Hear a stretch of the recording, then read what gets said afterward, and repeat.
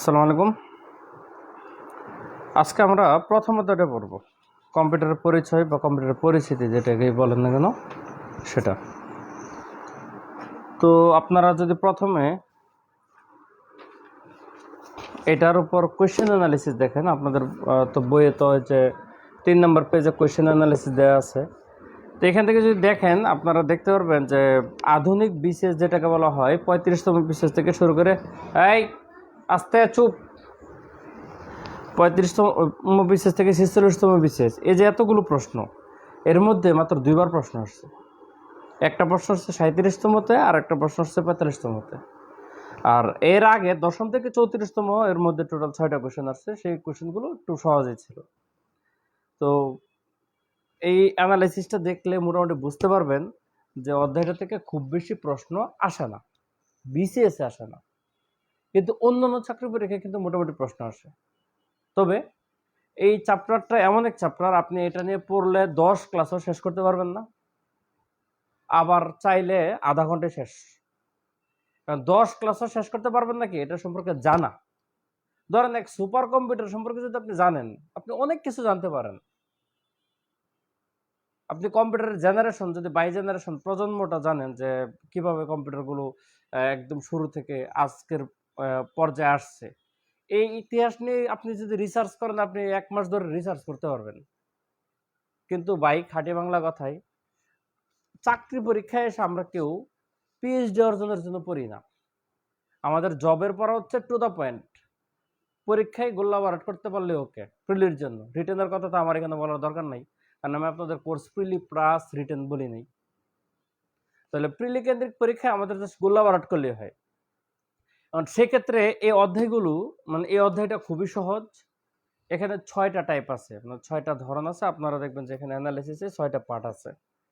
এই 6টা পার্ট আপনাকে সবগুলো পার্ট একটু পড়তে হবে, তবে কোনো কিছুই আপনাকে একদম পাণ্ডিত্য অর্জন করে পড়তে হবে না। যেমন অনেকের আমি মাঝে মধ্যে কিছু লেকচার তো সামনে আসে, যেমন ধরেন কম্পিউটারের এই যে আবিষ্কারের যে ইতিহাস, অ্যাবাকাস থেকে শুরু করে একদম আধুনিক কম্পিউটার পর্যন্ত যে যাত্রাটা, অনেকে দেখি ফিগার দেখায়া, অ্যাবাকাস দেখায়, অ্যাবাকাস কিভাবে ইউজ করে এগুলোও শুরু করে দেয় ক্লাসে। আরে ভাই, অ্যাবাকাস কিভাবে শুরু করে দেয় এটা আপনারা জানার দরকার আছে? ধরেন আমি জানি অ্যাবাকাসে কিভাবে আপনার যোগ করতে হয়, বিটস, এগুলো তো আহ, আধুনিক বাচ্চাদের তো পড়া যায়। যেমন আমার বাচ্চারা এলো হতে পড়ে, এখানে কিভাবে বিটস গুলো কাউন্ট করতে হয়, কিভাবে প্লাস করতে হয়, মাইনাস করতে হয়, মাল্টিপ্লিকেশন করতে হয়, জিনিসগুলো আমি জানি। কিন্তু আপনার জানতে লাভ কি? আপনার জানতে লাভ কি? আপনার জানতে হবে যে কম্পিউটার যাত্রা শুরু হয়েছে অ্যাবাকাস থেকে, মানে এটা একটা গণনা যন্ত্র, এইটুকু শেষ। ধরেন বা যা জানতে হবে যেটা চীন দেশে শুরু হয়েছে এই জিনিসটার যাত্রা, দ্যাটস অল। সুতরাং আপনারা যদি কেউ শর্ট ফর্মে পড়তে চান, তাহলে এই বইয়ে যেগুলো গ্রিন ব্লু কালার আছে, সেই তথ্যগুলো পড়লেই চ্যাপ্টারটা এনাফ। তো আমি সবার হাতে তো বই আছে, দুই একজন জানি না ভর্তি হয়েছে কিনা, যাদের কাছে আমার বই নাই, অন্য বই, সেক্ষেত্রে আমি কি করব, লাইনগুলো একটু আলোচনা করব। কারণ এই অধ্যায়টা হচ্ছে আপনাকে মুখস্থ করতে হবে, কারণ আপনাকে খুব বেশি বোঝার কিছু নাই। ধরেন কম্পিউটার, প্রথম প্রজন্মের কম্পিউটার কি কি এক্সাম্পল, দ্বিতীয় প্রজন্মের কম্পিউটার এক্সাম্পল, এগুলোকে তো আপনাকে মুখস্থ করতে হবে। এডসাকের ফুল ফর্ম, এনিয়াকের ফুল ফর্ম, ইউনিভাকের ফুল ফর্ম আপনাকে মুখস্থ করতে হবে। কি বুঝবেন ভাই? বোঝার তো কিচ্ছু নাই, ঠিক আছে? অথবা ধরেন আপনার আহ, একটা কথা, যেমন ডিফারেন্স ইঞ্জিন, এটা কে আবিষ্কার করছে, নামটা আপনাকে মুখস্থ করতে হবে। বা টেবল লোডিং মেশিন কে আবিষ্কার করছে, কত সালে আবিষ্কার করছে, সালটা যদিও আসে না, মুখস্থ করতে হবে। আপনাকে এই তথ্যগুলো জানতে হবে। কম্পিউটারের প্রজন্মগুলো, প্রথম প্রজন্ম কত সাল থেকে কত সাল পর্যন্ত ভেরি করে, এটা আপনাকে মুখস্থ করতে হবে, ঠিক আছে? তো কম্পিউটার প্রকারভেদটা কি আপনাকে পড়তে হবে। তো এটা আপনাকে বুঝাইতে পারবো না। সুতরাং এই অধ্যায়টা বলতে পারেন এক প্রকার মুখস্থ। তো আপনাকে ইফোর্ট দিয়ে এই অধ্যায় থেকে বেস্ট আউটপুট নিতে হবে। ধরেন সংখ্যা পদ্ধতি যেমন কি আপনি মুখস্থের বিষয় না, আপনাকে বুঝতে হবে কিভাবে কনভার্সন গুলো করতে হয়, ঠিক আছে, গাণিতিক টার্মগুলো সবগুলো বুঝতে হয়। এই অধ্যায়টা হচ্ছে সেই তুলনায় পুরোপুরি মুখস্থ টাইপ। তো চলেন আমরা শুরু করি আলোচনা। তো ফার্স্টে কম্পিউটার পরিচিতি।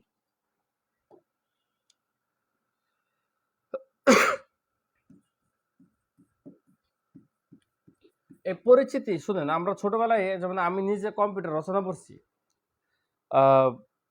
ইন্টারমিডিয়েটে কম্পিউটার রচনা আমি 32 পৃষ্ঠা লিখছিলাম, বাংলা রচনা কম্পিউটার।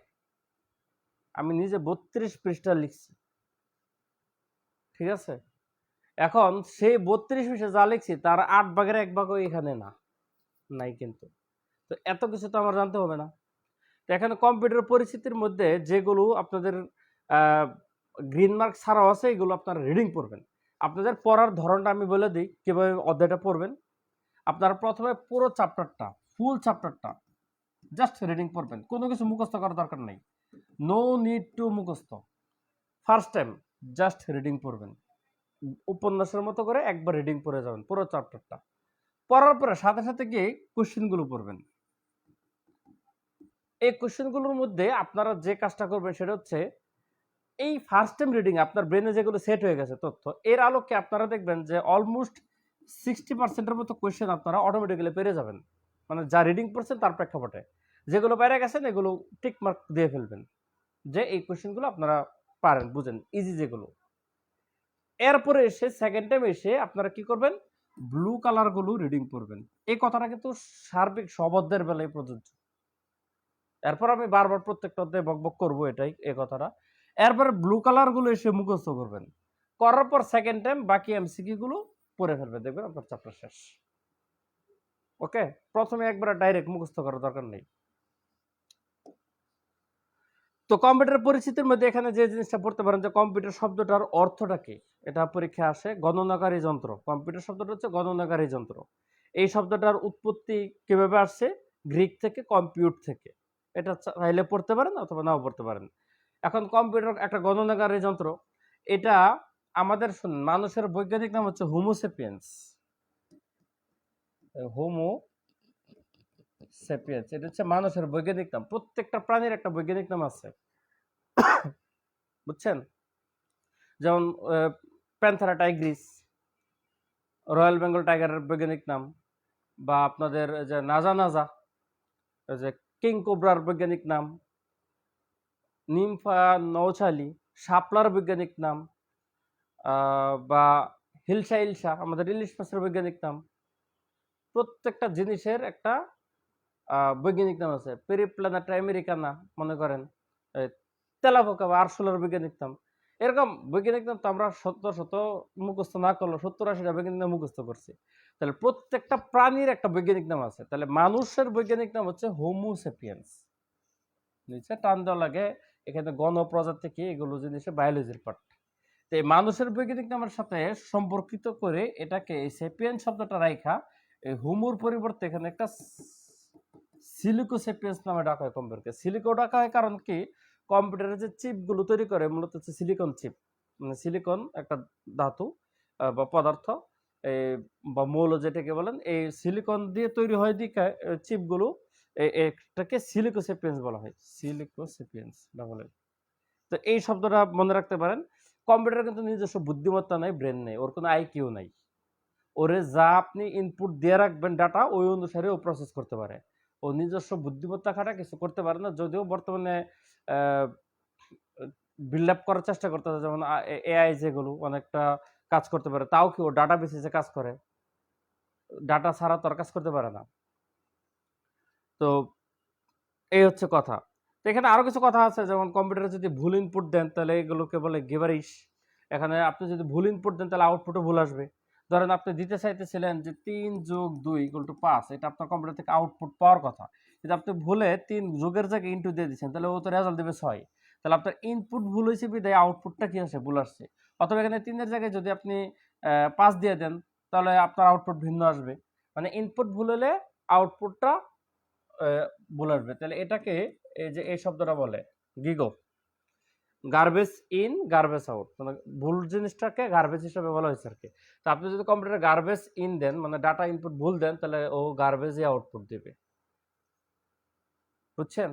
এখন মিরাকল ঘটে যেতে পারে, যেমন 2+2 = 4, এখন 2 × 2 দিয়ে দিলেন তাও আউটপুটটা 4 আসবে। তাহলে এরকম তো হচ্ছে এক্সেপশনাল কেস, মানে আপনি ইনপুট ভুল দিলেন কিন্তু আউটপুটটা আপনার এক্সপেক্টেড চলে আসছে। তাহলে এই ধরনের কাহিনী তো খুব কম আসে, রেয়ার কেস। তো ম্যাক্সিমাম কেসে কি, আপনি তার ভুল ইনপুট দিলে সে ভুল আউটপুট দিবে। তাহলে কম্পিউটারের বৈশিষ্ট্য কি? এখানে বেশ কিছু বৈশিষ্ট্য আছে, তার মধ্যে আমি ৪ টা বৈশিষ্ট্য দেখেন ব্লু মার্ক করে দিছি। একটা হচ্ছে মাল্টিটাস্কিং, মানে একসাথে ও অনেক কাজ করতে পারে। সেকেন্ড হচ্ছে গতি, ও অনেক হাই স্পিডে কাজ করতে পারে। থার্ড হচ্ছে নির্ভুলতা, ওর আপনি যদি ইনপুট ভুল না দেন তাহলে ও আউটপুট ভুল দিবে না। আরেকটা হচ্ছে ক্লান্তিহীনতা, মানে বিরামহীন কাজ করতে পারে। আমাদের মানুষ তো একটু যত কাজ করে তত ঝিমাইতে থাকে, ও হচ্ছে কন্টিনিউয়াস কাজ করতে পারে। এই ৪ টা বৈশিষ্ট্য হচ্ছে ওর মেইন বৈশিষ্ট্য। আরো আছে, ও সূক্ষ্ম দেয়, স্বয়ংক্রিয়ভাবে অটোমেটিক বলে কাজ করে, ওরা একটু ট্রাস্ট করতে পারেন, বিশ্বাসযোগ্যতা আছে, ওর এফিসিয়েন্সি আছে ভালো। বৈশিষ্ট্য অনেক আছে, কিন্তু এই ৪ টা বৈশিষ্ট্য একটু স্পেশালি মেনশন করা থাকবে। এরপরে কম্পিউটারের পারঙ্গমতা হচ্ছে ওর পারফরম্যান্স আর কি। ও যে দ্রুত কাজ করতে পারে এটি হচ্ছে তার পারঙ্গমতা। এখন এখানে হচ্ছে ওর স্পিড গুলো মাপা হচ্ছে ন্যানো সেকেন্ডে। কম্পিউটারের স্পিড মাপা হচ্ছে ন্যানো সেকেন্ডে। ন্যানো হচ্ছে ৯ থেকে আসছে, তাহলে 10⁻⁹ আর কি। ন্যানো হচ্ছে ৯, তাহলে 10⁻⁹। তাহলে সাধারণত 10⁻⁹ হচ্ছে ১ দিয়ে ৯টা শূন্য, বুঝছেন? তাহলে ১ ২ ৩ ৪ ৫ ৬ ৭ ৮ ৮ ৯, ১ দিয়ে ৯ শূন্যকে এই 10⁻৯ বলে। তাহলে ১ দিয়ে ৭ শূন্য দিলে আমরা জানি ১ কোটি হয়।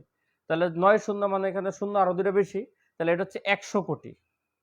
তাহলে ১০০ কোটি ভাগের ১ ভাগ হচ্ছে ন্যানো বলা হয়। ১০০ কোটি ভাগের ১ ভাগ হচ্ছে ন্যানো। এটা আসে যে ন্যানো বলতে কি বোঝায়? ১০০ কোটি ভাগের ১ ভাগ ১ সেকেন্ডের সময়ের প্রেক্ষাপটে। এখন এখানে একটা ম্যাথ আছে, এই ম্যাথটা পরীক্ষায় একবার আসছিল, একটা চাকরি পরীক্ষায়, যদিও এটা অনেক আগে আসছিল, নন বিসিএস, বিসিএস আসে নাই। যেখানে বুঝাইছে যে একটা যোগ করতে যদি একটা কম্পিউটারে ৫০ ন্যানো সেকেন্ড লাগে সময়, তাহলে সে ১ সেকেন্ডে কতটি যোগ করতে পারবে? মানে একটা যোগ করতে তার ৫০ ন্যানো সেকেন্ড লাগে, তাহলে ১ সেকেন্ডে কয়টা যোগ করতে পারবে? তাহলে দেখেন ৫০ ন্যানো সেকেন্ড মানে হচ্ছে 50 × 10⁻⁹। 50 × 10⁻⁹। তাহলে এখানে 50 মানে কত? ৫ × ১০ কিন্তু, তাহলে ১০ এর উপর ১ আর 10⁻⁹, তাহলে প্লাসে আর মাইনাসে অ্যাডজাস্ট হয়ে এটা ৫ × 10⁻৮ হয়ে যাবে। তাহলে এই 50 ন্যানো সেকেন্ড মানে হচ্ছে এই জিনিসটা। তাহলে এই সময়ে অর্থাৎ ৫ × 10⁻৮ এই সময় সে করতে পারে হচ্ছে একটা যোগ, ১ যোগ। ১ যোগ করতে তার সময় লাগে এতটুকু। তাহলে একটা যোগ করতে সময় লাগবে কতটুকু? 1 ভাগ হচ্ছে এটা, 1 ভাগ 5 × 10⁻৮। ঠিক আছে? এই হচ্ছে আপনার ফ্যাক্ট আর কি। এখন 10⁻⁸ মানে নিচেরটা উপরে গেলে হয়ে যাবে 10⁸, আর নিচে তো বের হয়েছে ৫।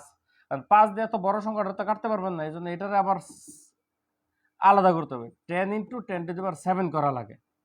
কারণ এই ৫ দিয়ে ১০কে কাটা যায়, একটা ১০ বাইর করে দিছি, ৮কে ১ আর সাথে ভাঙছি, এটা সূচকীয় অপারেশন। আপনারা তো ম্যাথে সূচক অধ্যায় পড়ছেন, সেই সূচকীয় অপারেশনে এই কাজটা ঘটে। পরবর্তীতে এই ৫ এর সাথে ১০ কাটাকাটি করে হচ্ছে ২, আর ৭টা 10⁷ হচ্ছে ৭টা শূন্য। তাহলে আমরা জানি ৭টা শূন্য মানে হচ্ছে ১ কোটি। তাহলে বেসিক্যালি এটা হচ্ছে ২ কোটি। অতএব সে ১ সেকেন্ডে ২ কোটি প্লাস করতে পারে। তাহলে এটা হচ্ছে কম্পিউটারের পারঙ্গমতা গেল। নেক্সট হচ্ছে কম্পিউটার আবিষ্কারের ইতিহাস। কম্পিউটার আমরা যে ফরম্যাটে দেখি, এই কম্পিউটারটা একদিনে এরকম ফরম্যাটে তৈরি হয়নি। আমরা যে আজকে ডেস্কটপ বলেন বা ল্যাপটপ বলেন, একটা ছোট্ট পিসি একটা সময় এটা বিশাল বড় একটা রুমের মধ্যে কম্পিউটার সেট আপ করতো। এখন আমরা অনেকগুলো ফাইল রাখতে পারি, বিশাল বড় মেমোরি আমাদের আছে, টেরাবাইটেও চলে গেছে। একটা সময় কি এমবিতে এগুলো স্টোর করতে হয়েছে, ৫০০ এমবি মেমোরি কার্ডে এত বড় ছিল। তো ধীরে ধীরে ধীরে ধীরে আমাদের মাইক্রো প্রসেসর আসার কারণে কম্পিউটারগুলো ছোট হয়েছে। তাহলে এই কম্পিউটার যে বিবর্তনের ইতিহাস, কম্পিউটার হচ্ছে মূলত গণনা যন্ত্র। যেমন এখানে অ্যাবাকাস যেটাকে বলা হয়, অ্যাবাকাস হচ্ছে কম্পিউটার কাজ হচ্ছে গণনা করা। এখন যদি অনেক কাজ করি, কিন্তু মূল কাজ তো এটা গণক যন্ত্র বলে, গণনা করা। তাহলে অ্যাবাকাস দিয়েও গণনা করা হয়, কিন্তু অ্যাবাকাসের মধ্যে কিন্তু কোনো ইলেকট্রিক্যাল পার্ট নেই, এটা একটা ম্যানুয়াল জিনিস অ্যাবাকাস। ঠিক আছে? এই অ্যাবাকাস দিয়ে হচ্ছে গণনার কাজ করতো। এটা থেকেই কম্পিউটারের যুগের শুরু। এটা কোত্থেকে শুরু হয়েছে? এটা হচ্ছে চীন থেকে শুরু হয়েছে। কত বছর আগে? প্রায় ৩০০০ বছর আগে। এরপরে স্টেপ বাই স্টেপ আপনাদের এই যে নেপিয়ার অস্থিযন্ত্র আছে, এটা থেকে পরীক্ষায় কোশ্চেন আসে না, দরকার নাই। পরে প্যাসকালেন আছে। এরপরে আপনাদের এই প্যাসকালেনটা পড়বেন, এই প্যাসকালেন থেকে শুধু একটা তথ্যই পড়বেন, প্যাসকালেন। এটা হচ্ছে পৃথিবীর প্রথম ক্যালকুলেটর। ক্যালকুলেটর বলা হয় প্রথম হচ্ছে ক্যালকুলেটর, পৃথিবীর প্রথম ক্যালকুলেটর বলা হচ্ছে এই প্যাসকালেনকে। এরপর হচ্ছে আপনাকে যন্ত্রে তো চলে গেছে, যান্ত্রিক ক্যালকুলেটর। এখন এই যান্ত্রিক ক্যালকুলেটরে আপনারা জাস্ট পড়বেন যে এটাকে একটা লাইনে পড়তে পারেন, এখানে দুইটা লাইন পড়তে হবে। একটা হচ্ছে এটাকে বলে স্টেপড রিকনার, স্টেপড রিকনার। এটা হচ্ছে যান্ত্রিক ক্যালকুলেটরের নাম হচ্ছে স্টেপড রিকনার। আর হস্তচালিত বাণিজ্যিক ক্যালকুলেটর মানে ব্যবসা পারপাসে বাণিজ্যিকভাবে হচ্ছে এরিথমোমিটার। এটাকে বলা হচ্ছে বাণিজ্যিক ক্যালকুলেটর। মানে এগুলো তো ধরেন বাণিজ্যিক আর হচ্ছে ব্যক্তিগত জিনিস তো বুঝেন, যে আপনি বাসায় পিঠা বানাইছেন, আপনি নিজে খাইতেছেন, এটা হচ্ছে এক জিনিস। আর হচ্ছে পিঠা বানাইতেছেন, বিক্রিও করতেছেন, তাহলে ওটা হচ্ছে আপনি বাণিজ্যিক পারপাসে করছেন। তাহলে এই ক্যালকুলেটর, এই ক্যালকুলেটর হচ্ছে বাণিজ্যিক পারপাসে প্রথম হয়েছে। এরপরে এখানে ডিফারেন্স ইঞ্জিন আছে পরবর্তীতে। এই ডিফারেন্স ইঞ্জিন থেকে জাস্ট জানেন এটা হচ্ছে চার্লস বেবেজ, কম্পিউটারের যে জনক বলা হয়, মানে আধুনিক কম্পিউটারের জনক বলেন বা কম্পিউটারের জনক বলেন, এই জনক যে বলে চার্লস বেবেজ, তার কাহিনী শুরু হয়েছে ডিফারেন্স ইঞ্জিন থেকে। তো চার্লস বেবেজ একই সাথে গণিতবিদ, দার্শনিক, আবিষ্কারক, যন্ত্রকৌশলী সবই ছিল।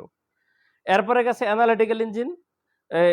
এখান থেকে আপনাদের হচ্ছে যে বিশ্বের প্রথম কম্পিউটার প্রোগ্রামার আছে, এখানে হচ্ছে অ্যাডা অগাস্টা ল্যাবলেস বলা হয়। এর সাথে কিছু কিন্তু কাহিনী আছে, যেমন আপনারা ইংলিশ লিটারেচার যদি পড়েন তাহলে কিন্তু লর্ড বাইরন নামে পড়বেন, লর্ড বাইরন কবি, ঠিক আছে। তো এই উনার মাইয়া হচ্ছে অ্যাডা অগাস্টিন। একটা কথা দেখবেন যে খুব ট্রল করে ফেসবুকে ঘুরে, যে কম্পিউটারের প্রোগ্রামিং যে এত জটিল। দেখেন কম্পিউটার প্রোগ্রামিং কিন্তু আমরা সহজে সাধারণ মানুষ বুঝি না, কারণ কম্পিউটার তার নিজস্ব ভাষা বুঝে, ও আমজনতার ভাষা বুঝে না, মানে আমাদের ভাষা বুঝে না। তার ওর কথা বুঝাইতে গেলে ওর ভাষায় কথা বলতে হয়, ও আপনার ভাষা বুঝবে না, ওর ভাষায় কথা বলতে হয়। এখন এই যে কম্পিউটারের যে জটিল কাজটা, এই কাজটার কারণটা হচ্ছে এই যে অ্যাডা অগাস্টিন একটা মাইয়া কম্পিউটার প্রোগ্রাম করছে ফার্স্ট। যদি কোনো ভুলা করতো তাহলে এত জটিল হতো না, কারণ মাইয়া মানুষের কি, মাইয়া মানুষের আপনি নিজে কথা বুঝাইতে পারবেন না, ও সেটাই বুঝবে যদি আপনি ওর কথাটা কন। মানে ও যেটা বলতে চাইতেছে যদি ওর কথা কন তাহলে সে ও বুঝবে, আর যদি আপনি আদার্স ভাষায় কথা বলেন তাহলে ও জীবনেও বুঝবে না। তাহলে মাইয়া মানুষকে কথা বুঝাতে গেলে ওর ভাষায় বলতে হবে, আর মাইয়া যেহেতু আপনার কম্পিউটার প্রোগ্রাম করছে এই জন্য কম্পিউটার প্রোগ্রাম হচ্ছে এত জটিল। এটা কিন্তু একটা ট্রল, ফেসবুকে দেখবেন যে মিম আকারে ঘুরে, ঠিক আছে। তো এই তো এর সাথে উনি হচ্ছে প্রথম প্রোগ্রামার, ও হচ্ছে ফার্স্ট কম্পিউটার প্রোগ্রাম করছে। ফেসবুকে একটা ছবিও দেখবেন যে পৃথিবীর যে প্রথম কম্পিউটারটা যে তৈরি করছে, যে রুমটা বিশাল বড় রুম, রুমের মধ্যে ওই মেয়ের মানে যে ওর ছবি সহ একটা ছবি আছে ফেসবুকে, ব্ল্যাক এন্ড হোয়াইট। এগুলো আমি বইয়ে ছবি দেই না, আজেরা দরকার নেই এই জন্য। এরপরে টেবলেটিং মেশিন, এটার সাথে শুধু যে পাঞ্চ কার্ড ডেটা সংরক্ষণ করে এই তথ্যটা দরকার, যেটা ব্লু কালার দিছি। এই টুরিং মেশিন আছে পরবর্তীতে। টুরিং মেশিন হচ্ছে অ্যালান টুরিং তৈরি করছে। এখানে কিন্তু একটা বিতর্কিত কোশ্চেন আছে, যেমন অনেক বই দেখবেন যে আধুনিক কম্পিউটারের জনক বলে অ্যালান টুরিংকে। আপনি দেখবেন যে অনেক চাকরি পরীক্ষায় প্রশ্ন আসছে আধুনিক কম্পিউটারের জনক কে, অপশনে অ্যালান টুরিং নাই। আপনারা কম্পিউটারের জনক বা আধুনিক কম্পিউটারের জনক যেটাই দেখ না কেন আপনারা এই চার্লস ব্যাবেজ দিবেন, এই টুরিং দিবেন না। এরপর হচ্ছে আপনাদের স্টেপ বাই স্টেপ যেটা আছে ইলেকট্রোমেকানিক্যাল কম্পিউটার বই আছে। এই জায়গায় হচ্ছে আইবিএম আছে। আইবিএম হচ্ছে প্রথম কম্পিউটার তৈরি করছে কি মার্ক 1, এটা হার্ভার্ড বিশ্ববিদ্যালয় এবং যৌথভাবে তৈরি করছে। এরপরে প্রথম স্টেপ বাই স্টেপ আস্তে আস্তে গিয়ে পরবর্তী পূর্ণাঙ্গ কম্পিউটার হচ্ছে ENIAC। তো এটা আলাদাভাবে একটা ছক আছে, এই ছকটা পড়লে আসলে এত কিছু লাগে না। এই ছকটা বইয়ের মধ্যে যেটা আছে যে প্রাচীনতম যন্ত্র কি অ্যাবাকাস, যান্ত্রিক ডিজিটাল যন্ত্র কি প্যাসকালেন, বাণিজ্যিকভাবে কি করছে আপনার এই যে অ্যারিথোমিটার, তারপর প্রথম ইলেকট্রনিক ডিজিটাল কম্পিউটার কি এবিসি, তারপর হচ্ছে প্রথম ইলেকট্রোমেকানিক্যাল কম্পিউটার কি মার্ক 1, এই যে সফল কম্পিউটার যেটাকে বলে এটাকে হচ্ছে ENIAC, ঠিক আছে। এরপরে আচ্ছা প্রথম মিনি কম্পিউটার PDP-1, আইসি চিপ দিয়ে প্রথম যে কম্পিউটার তৈরি করেছে যে IBM 360, এই 4টা পড়লেই মূলত হচ্ছে প্রত্যেকটার যে মূল তথ্যটা এটা আপনার জানা হয়ে যাবে। তবে অবশ্যই ENIAC, EDSAC, EDVAC এই 3টার ফুল ফর্ম গুলো এবং ইউনিভাগ, এই যে আমি কালার মার্ক করে দিছি, একটা হচ্ছে ENIAC, আরেকটা হচ্ছে EDVAC, তারপর হচ্ছে আরেকটা হচ্ছে ইউনিভাগ, আরেকটা হচ্ছে EDSAC। এই 4টার পূর্ণ রূপ পড়বেন। অনেক সময় আধার চাকরি পরীক্ষায় ফুল ফর্মটা আসে যে এডভাকের ফুল ফর্ম কি বা ইউনিভাকের ফুল ফর্ম কি, এই 4টার ফুল ফর্মগুলো পড়ে নেবেন, বইয়ে আছে। এরপর তো ছকটা তো গেল, ছকের পরে কম্পিউটারের জনক আছে। তো জনক তো বলছি আপনাদের হচ্ছে আধুনিক কম্পিউটার বা কম্পিউটার দুইটারই জনক দিবেন হচ্ছে চার্লস বেবেজ, জনক। আর কম্পিউটারের যদি আবিষ্কারক আসে তাহলে আপনারা এই যে হাওয়ার্ড এইচ আইকেন দিবেন আবিষ্কারক বললে। জনক আর আবিষ্কারক দুই জিনিস।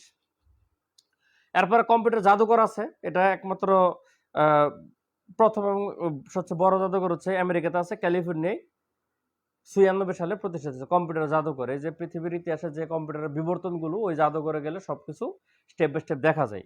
আর আমাদের দেশে বাংলাদেশে কম্পিউটার তো মূলত শুরু হয়েছে 1964 সালে, 1964 পরমাণু শক্তি কমিশন, পরমাণু শক্তি কেন্দ্রে আছে এটা, ঢাকার আগারগাঁও বিজ্ঞান ও জাদুঘরে বর্তমানে এটা সংরক্ষিত আছে। এটা মূলত হচ্ছে IBM 1620, একটা হচ্ছে মেইন ফ্রেম কম্পিউটার আর কি, এটা বাংলাদেশে ছিল। আর বাণিজ্যিকভাবে ইউনাইটেড ব্যাংক বাংলাদেশের প্রথম কম্পিউটার ইউজ করা শুরু করছে। এ হচ্ছে কম্পিউটার নিয়ে তথ্য। পুরাটা মুখস্থ করার দরকার নাই, পড়বেন রিডিং, কিন্তু ব্লু কালার গুলো বেশি মুখস্থ করবেন। এরপর হচ্ছে কম্পিউটারের বিবর্তন। তাহলে কম্পিউটারের বিবর্তন হচ্ছে মূলত কম্পিউটারের 5টা জেনারেশন বলা হয়। আপনারা এখানে কোন জেনারেশন কত সাল পর্যন্ত এটা হচ্ছে জাস্ট এমনি ধারণা করে রাখবেন, পরীক্ষা আসবে না। এখন আপনাদের যে এখান থেকে শুধু 2টা জিনিস পড়তে হবে পরীক্ষায়, একটা হচ্ছে উদাহরণ মাস্ট, কোন জেনারেশনের কম্পিউটারের কোন উদাহরণ কি মুখস্থ করবেন, বইয়ে আছে। আর সেকেন্ড, প্রত্যেকটা জেনারেশনের একটা স্পেশাল বৈশিষ্ট্য আছে। যেমন আপনার এই ফার্স্ট বৈশিষ্ট্য, যেটা ফার্স্ট জেনারেশন ছিল হচ্ছে ভ্যাকুয়াম টিউব। এই কম্পিউটারের মূল ভিত্তি ছিল হচ্ছে ভ্যাকুয়াম টিউব। আর যত জেনারেশন গেছে ডে বাই ডে আপনার হচ্ছে প্রথম প্রচুর তাপ উৎপন্ন হইতো, ডে বাই ডে আপনার হিটটা ওরা কন্ট্রোল করতে পারছে। সেকেন্ড, যত ডে বাই ডে গেছে কম্পিউটারের সাইজ ছোট হয়েছে এবং দক্ষতা বাড়ছে, স্পিড বাড়ছে, বুঝছেন তো? তো এগুলো হচ্ছে ধারাবাহিকভাবে যাবে, এই জন্য এগুলো নিয়ে পরীক্ষায় কোশ্চেন আসে না। আর হচ্ছে মূলত স্বতন্ত্র বৈশিষ্ট্যটা যে ফার্স্ট জেনারেশনটা হচ্ছে আপনার মুখ্য যন্ত্র ছিল ভ্যাকুয়াম টিউব, সেকেন্ড হচ্ছে ট্রানজিস্টর,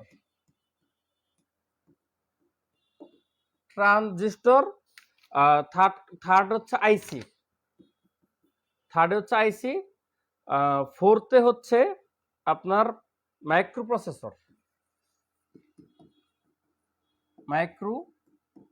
প্রসেসর, এটাই আমাদের বর্তমান চলতেছে। তবে এটাও চলে গেছে, ফিফথ জেনারেশনও চলে আসছে। ফিফথ জেনারেশন হচ্ছে এআই, আর্টিফিশিয়াল ইন্টেলিজেন্স বা কৃত্রিম বুদ্ধিমত্তা যেটাকে বলা হয়। তো এই ক্ষেত্রে আপনারা এই বৈশিষ্ট্যটা পড়বেন, কোন জেনারেশনের কোন বৈশিষ্ট্য, দ্যাটস অল। আর পাশাপাশি এক্সাম্পল। তবে এখানে যেহেতু 2টা জিনিস আসছে, এই ট্রানজিস্টর এবং আইসি কে আবিষ্কার করছে, ট্রানজিস্টর কে আবিষ্কার করছে, শুধু এই নামগুলো পড়ে রাখবেন।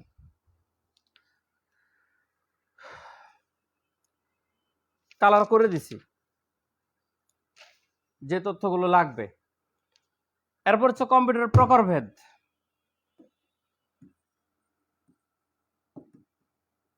প্রকারভেদ হচ্ছে বেসিক্যালি কম্পিউটার হচ্ছে 3 ভাগে ভাগ করেছে মেইনলি। একটা হচ্ছে অ্যানালগ,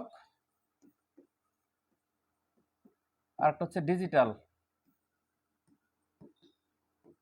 আর একটা হচ্ছে হাইব্রিড। হাইব্রিড মানে হচ্ছে মিক্সার, এই দুইটার মিক্সার হচ্ছে হাইব্রিড। যে কোনো হাইব্রিড মানে হচ্ছে মিক্সার। তাহলে অ্যানালগ কম্পিউটার হচ্ছে মূলত কাটার সাহায্যে হতো, মানে যেমন আপনার হাতে 2 ধরনের ঘড়ি ইউজ করি, একটা হচ্ছে সংখ্যা আকারে ঘড়ি, আর একটা হচ্ছে কাটা ঘড়ি। কাটা ঘড়ির হচ্ছে অ্যানালগ ঘড়ি বলা হয় আর কি। আর ডিজিটাল হচ্ছে মূলত ডিজিট থেকে আসছে, ফলাফলটা যখন সরাসরি শো করে একদম ডিজিট আকারে। ঠিক আছে, ধরেন আপনার থার্মোমিটার, বর্তমানে দেখবেন যে ডিজিটাল থার্মোমিটার আছে, চাপ দিবেন ধরবেন একদম সরাসরি টেম্পারেচার চলে আসে, ধরেন 102.3 ডিগ্রি, এরকম ভাবে চলে আসে।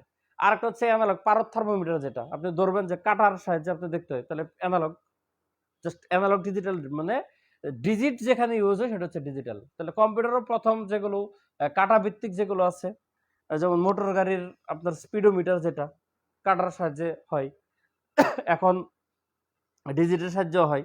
তাহলে যেসব কম্পিউটার হচ্ছে মূলত পরিমাপ এবং পরিমাণের উপর ভিত্তি করে করা হয়তো, সেগুলো হচ্ছে আপনার অ্যানালগ কম্পিউটার। তাহলে অ্যানালগ কম্পিউটার হচ্ছে কোনো গ্রাফ, কাটা বা ভোল্টেজ সিগন্যালের মাধ্যমে দেখাইতো। Example speedometer, telephone line, volt meter, এগুলো হচ্ছে অ্যানালগ। আর ডিজিটাল হচ্ছে মূলত বিদ্যুতের উপস্থিতি অনুপস্থিতির মাধ্যমে হয়। বিদ্যুতের উপস্থিতি হচ্ছে 1, অনুপস্থিতি হচ্ছে 0। আপনারা জানেন যে দুইটা সিস্টেমে বাইনারি সিস্টেম, 0 আর 1। তাহলে এইটার সাহায্যে যে অর্থাৎ প্রাপ্ত ফলাফলটা সরাসরি ওরা মনিটরে প্রকাশ করে। এই ক্ষেত্রে বর্তমানে যা কম্পিউটার আছে সবই digital computer. Super, micro, mainframe, laptop, palmtop যা আছে সব হচ্ছে ডিজিটাল, মোবাইল টোবাইল সহ সব। আর হাইব্রিড হচ্ছে দুইটার মিক্সার। তাহলে এটা হচ্ছে প্রাথমিক ক্লাসিফিকেশন। তাহলে বেসিক্যালি অ্যানালগের ক্লাসিফিকেশন নাই, হাইব্রিডের ফার্দার ক্লাসিফিকেশন নাই, আমাদের ডিজিটালের ফার্দার ক্লাসিফিকেশন আছে। তাহলে ডিজিটাল কম্পিউটারকে এর পরবর্তীতে তার এফিসিয়েন্সি এবং দক্ষতা এবং স্পিডের উপর ভিত্তি করে 4 ভাগে ভাগ করছে। একটা হচ্ছে সুপার কম্পিউটার, এরপর হচ্ছে মেইন ফ্রেম কম্পিউটার, এরপর হচ্ছে মাইক্রো কম্পিউটার, এরপর হচ্ছে মিনি কম্পিউটার। আমরা যা ইউজ করি ল্যাপটপ, ডেস্কটপ, এগুলো হচ্ছে মিনির মধ্যে পড়ে। ও সরি, এগুলো হচ্ছে মাইক্রোর মধ্যে পড়ে। এখানে একটা উল্টায় ফেলছি। আর থাক, সমস্যা নেই, লিখছি লাস্ট চ্যাপ্টারের মধ্যে পড়ে মাইক্রো আগে, ঠিক আছে। আমাদের গুলো হচ্ছে এই মাইক্রো, এগুলো হচ্ছে পরবর্তী আর ফার্দার ক্লাসে হচ্ছে। শখটা তো বইয়ে আছে। এখন এখান থেকে পড়বেন কি, সুপার কম্পিউটার থেকে পড়বেন। সুপার কম্পিউটার হচ্ছে পৃথিবীর সবচেয়ে গতিসম্পন্ন কম্পিউটার। এগুলো সাধারণত কোনো ব্যক্তি পারপাস ইউজ হয় না, এগুলো কোনো প্রতিষ্ঠানও সহজে ইউজ করে না। এগুলো সাধারণত ন্যাশনাল পারপাসে ইউজ করা হয়, বড় বড় প্রজেক্ট, রাষ্ট্রীয়, যেমন আপনার মিলিটারি সেকশনে বা যেগুলো বলেন মহাকাশ গবেষণা, ক্ষেপণাস্ত্র, পরমাণু গবেষণা, এগুলো প্রাতিষ্ঠানিক পারপাসও খুব বড় বড় প্রতিষ্ঠান ইউজ করতে পারে, তো খুব কম ইউজ হয় আর কি। মূলত রাষ্ট্রীয় পারপাসে এই সুপার কম্পিউটারগুলো ইউজ করা হয়। আর পৃথিবীর সবচেয়ে বড় সুপার কম্পিউটার হচ্ছে, প্রথম সুপার কম্পিউটার হচ্ছে ফ্রন্টিয়ার। এটা বর্তমান বিশ্বের সবচেয়ে শক্তিশালী কম্পিউটার। আর ভারতের কম্পিউটারটার নাম পরম, এটা আলাদা মুখস্থ করবেন, ঠিক আছে। তো সুপার কম্পিউটার হচ্ছে এটুকুই তথ্য। এখন প্রত্যেকটা দেশের আলাদা আলাদা সুপার কম্পিউটারের নাম মুখস্থ করার দরকার নেই, আপনারা শুধু দুইটা পড়বেন, আমেরিকারটা কি আর হচ্ছে ভারতেরটা, যেটা আমাদের পার্শ্ববর্তী দেশ। বাংলাদেশে যদি সুপার কম্পিউটার থাকতো তাহলে আমরা পড়তাম, ঠিক আছে। আর বাংলাদেশে হচ্ছে প্রথম যে কম্পিউটারটা ছিল যে আইবিএম 1620, এটা হচ্ছে মূলত একটা মেইন ফ্রেম কম্পিউটার ছিল। সুপার কম্পিউটার থেকে কম দক্ষতা, কম স্পিড সম্পন্ন কম্পিউটার হচ্ছে main frame computer.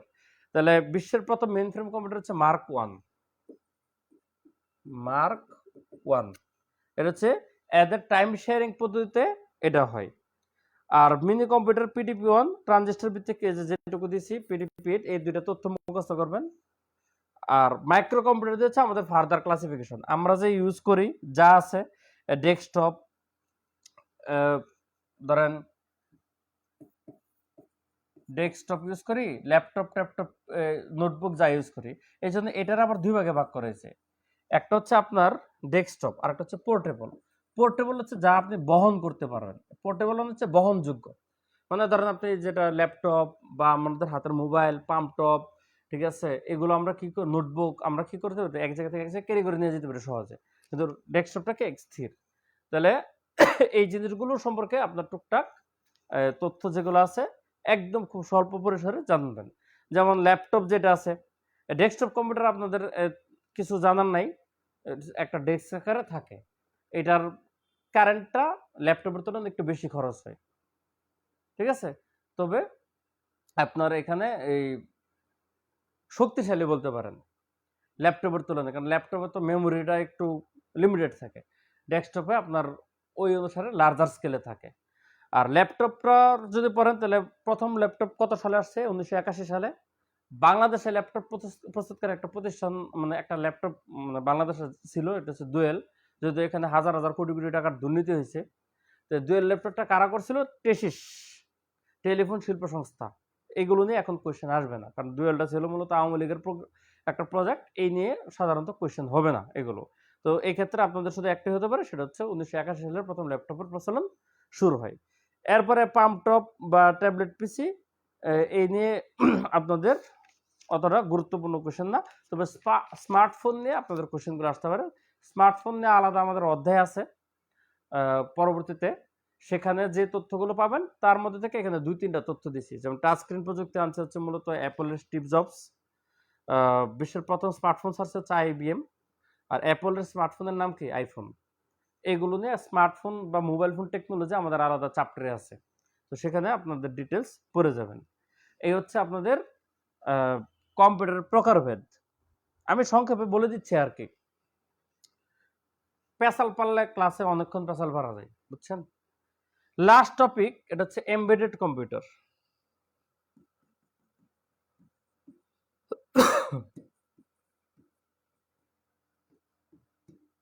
Embedded computer হচ্ছে মূলত, আমাদের তো কম্পিউটার হচ্ছে মাল্টিটাস্কিং, একসাথে ও অনেক কাজ করতে পারে। আপনি কম্পিউটারে গানও শুনতে পারেন, টাইপও করতে পারেন, বা আপনি কোনো সফটওয়্যারের কাজও করতে পারেন, ইন্টারনেট ব্রাউজিং করতে পারেন, একসাথে অনেক কাজ করতে পারেন।